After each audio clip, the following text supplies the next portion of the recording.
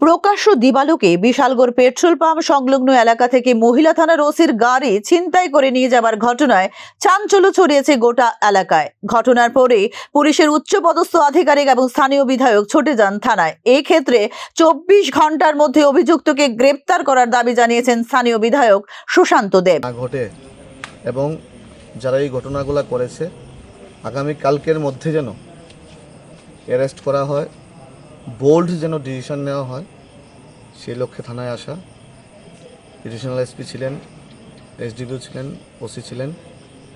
ওনারা আশ্বস্ত করেন এই জিনিসগুলো আর ঘটতে দেওয়া যাবে না এবং যারাই ঘটিয়েছে, যেই বর্গেরই হোক, যেই দলেরই হোক, যেই সম্প্রদায়েরই হোক, কালকের মধ্যে অ্যারেস্ট করতে হবে, একটা আলটিমেটাম দেওয়া হয়েছে এবং ওনারাও আমার সঙ্গে সহমত পোষণ করেছে। আমরা বিশালগড়ে এরকম ঘটনা ঘটতে দেব না।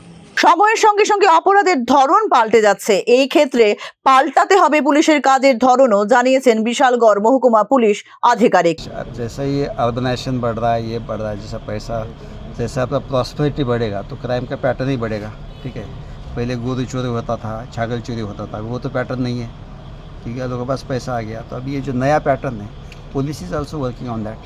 तो पुलिस को भी अपना तरीका बदलना पड़ेगा।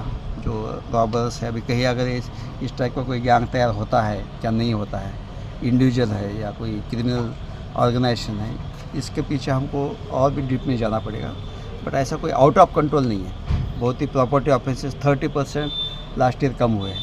हाँ, जो भी प्रॉपर्टी टाइप का ऑफेंस होता है।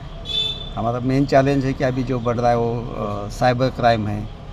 ये ऐसा होने वाला इससे तो कई गुना ज़्यादा बढ़ा है, तो वो हमारा मेन चैलेंज है। उसके ऊपर हम भी और भी ज़्यादा डीपली काम कर रहे हैं। উল্লেখ করা যেতে পারে, বিশালগড় মহিলা থানার ওসি মাত্র 3 মাস আগে আগরতলার একটি ফাইন্যান্স কোম্পানি থেকে ক্রয় করেন গাড়িটি, কিন্তু গাড়ির পূর্বতন মালিক ফাইন্যান্সের বকেয়া টাকা পরিশোধ করতে না পারায় কোম্পানি গাড়িটিকে তখন মালিকের কাছ থেকে নিয়ে এসেছিল এবং বিশালগড় মহিলা থানার ওসি কোম্পানি থেকে যাবতীয় নিয়ম কানুন পূরণ করেই ক্রয় করেন গাড়িটি।